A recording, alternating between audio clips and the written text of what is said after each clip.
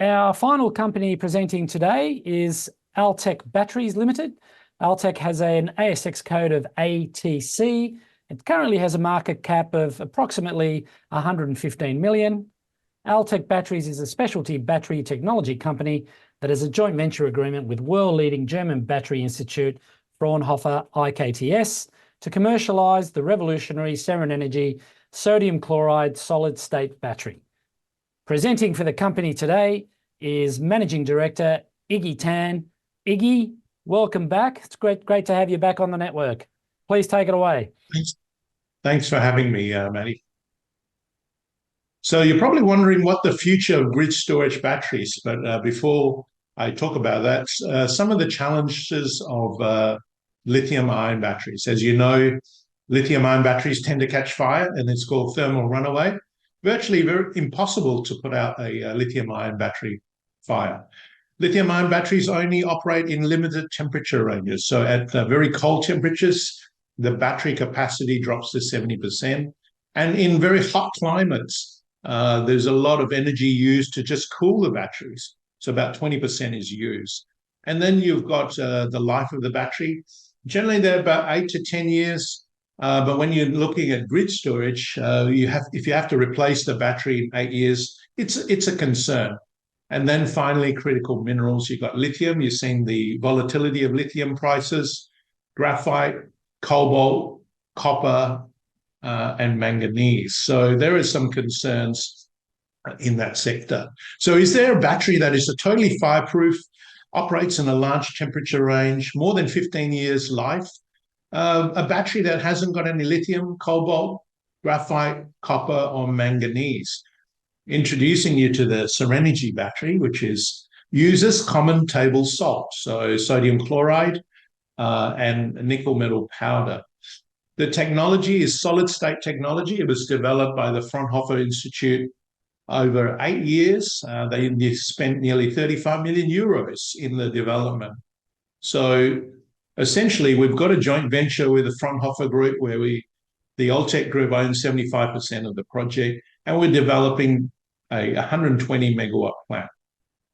You can see the battery, the solid state, the ceramic tube, and forming a cell that is around 250 watts. Our batteries are totally fireproof, and they operate in very cold climates, down to minus 40 degrees. And they also operate in very hot temperatures because essentially it has a cooling and heating mechanism when you charge and discharge the batteries. The life of the battery is beyond 15 years. And basically, we don't have lithium, cobalt, copper, manganese, and graphite. So how does the battery work? Well, solid-state technology. So you've got ceramic tube. In the middle of the tube, there's a positive terminal. And we fill the ceramic tube with sodium chloride and nickel metal powder. And we use a sodium alumina medium. And essentially, you can see the photo there of the ceramic tube. It fits into a metal cylinder, which acts as the negative part of the battery. And you can see a visual there of that.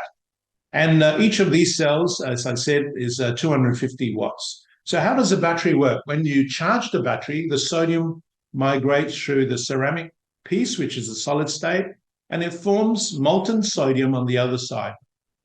So there is no anode in this battery. The nickel is there to grab the chloride, which allows the sodium to migrate. So the unique part, and you can see the cross-section here, the molten sodium forms every time you charge the battery.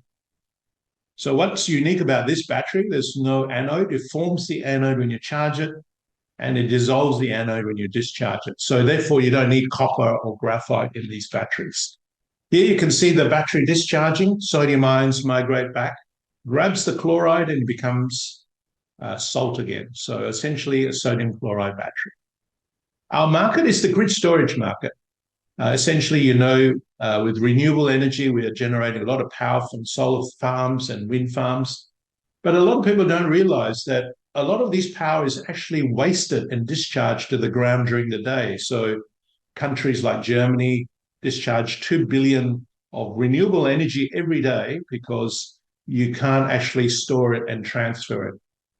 The problem becomes even worse when we got more and more EV charging. They can't actually draw the energy off the grid. There's just too much power being drawn from these EV cars.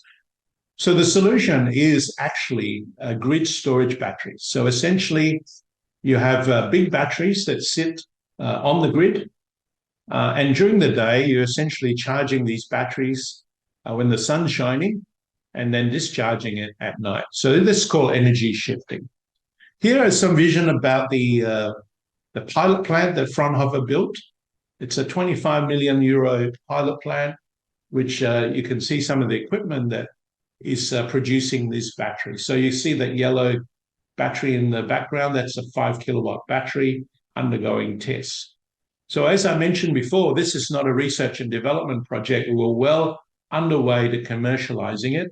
And we have got a joint venture with Fraunhofer to build a 120 megawatt battery plant in Saxony, Germany. Here you can see some of the alumina powder being used to mix up for the ceramic tubes. And these tubes need to be sintered at 1600 degrees. And essentially, this is solid state technology. Here is a picture of one of those tubes, and this is a 10 kilowatt battery undergoing a test. So the joint venture is to build a 120 megawatt plant in Saxony, Germany. Saxony is the east part of Germany. It's on the border of the Czech Republic and Poland. And Saxony state is known for a lot of development in EVs and also in batteries. And that's where we have our land and project. This is what the proposed plan looks like. We have also a lot of solar panels on our site, which we generate renewable energy. So the plant will be using all renewable energy. Our basic product is a 60 kilowatt pack. So it's about 100 amps, 600 volts. And there is about 240 of these cells in this 60 kilowatt pack.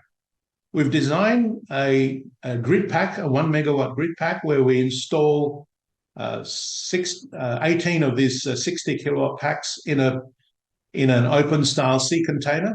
And the idea is that we could deliver this battery to your site with very easily installation. Just drop it on deck and a plug and play mechanism.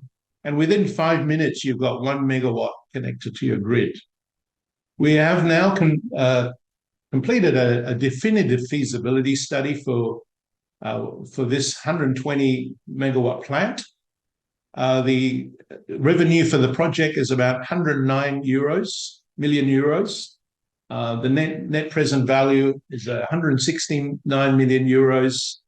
And it should generate an EBITDA of 51 million euros per annum. So as you can see in some of the visuals here, here's the design of the plant. What you'll notice about it is there's a lot of automation and robotics, because we have to build these cells from scratch at 1 every 45 seconds. So it's a production line manufacturing plant. And we're very proud of the design and the DFS. We are now talking about building also 2 prototype 60 kilowatt batteries. In the past, Fraunhofer built the smaller type batteries, but we're now moving to a very large 60 kilowatt battery where we can incorporate into the grid storage sector. Here you see some of the quality tests. The ceramic check fits into a metal shim and then into the metal cylinder, which acts as the negative part of the battery. And then within the battery itself, we add sodium chloride and nickel metal powder as a granule. It's added into the battery. We have the positive probe, and then we add the sodium alumina medium. And then these batteries are welded up. And as you can see here, they're undergoing performance tests under temperature. So two prototype batteries will be on the way, and then we will be giving that to potential customers for checking. On the offtake side, we are talking to 2 very large German utilities who have already committed to go into renewable energy. So they are interested in our batteries as well as other types of batteries. and we're looking for a 5-year offtake for those people. On the funding side, we're talking to various European banks in Europe and applying for grants. And so very exciting future. And I'm asking people that be interested in the new grid storage future to join us. Thank you. Iggy, thank you for that. It's certainly, we've had you here a few times on the webinar a few times now, and it's certainly progressing quite nicely for you. There's a couple of questions that have come in.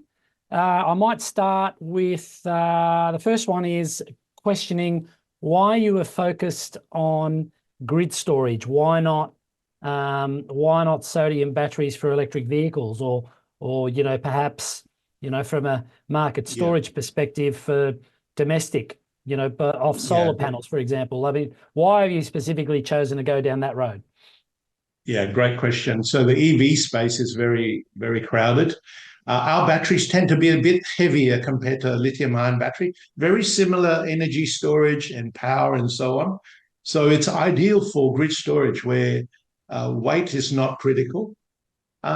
We also focus on the grid rather than the home storage, because then you're dealing with thousands of customers and all the issues of distribution and so on. So initially on the first line, we're looking to get one customer that will buy all our batteries and get to funding that stage. But essentially, it would be great also for homes and businesses and mine sites and so on. And we get a lot of queries every day about that. But we've got to focus in one area first. Okay, understood. There is another question on. It does again relate to that domestic side, but the question is, why not make 10 to 20 kilowatt batteries for the domestic market? In a sense, you've touched on that already, but do you have any additional comments on that? Look, also, when you enter a market, you need to find a niche that you can dominate the market, and we think that this is an area in grid storage where the sector is growing at 28% year on year.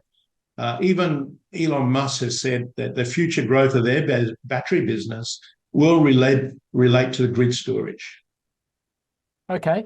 And you have also touched on, and you mentioned the board has now agreed to proceed to the funding phase following the DFS. The questions two phase. Number one, how is the company approaching the funding requirements? And you did talk a little bit about it, but if you could elaborate on that, it would be great. And as part of that same question, what is the status of grant applications at the moment? And when do you anticipate to hear? Yeah, good question. So the CapEx for the plan is 156 million euros. There's 23 million euros of working capital. So the funding of the project is essentially three components. The first component is grants. So we've applied for various grants in Europe. A bit like the IRA in the US, there's a lot of money swirling in Europe looking for green projects. So that's one component. And then there's a debt component. We're looking at either mezzanine debt or green bonds.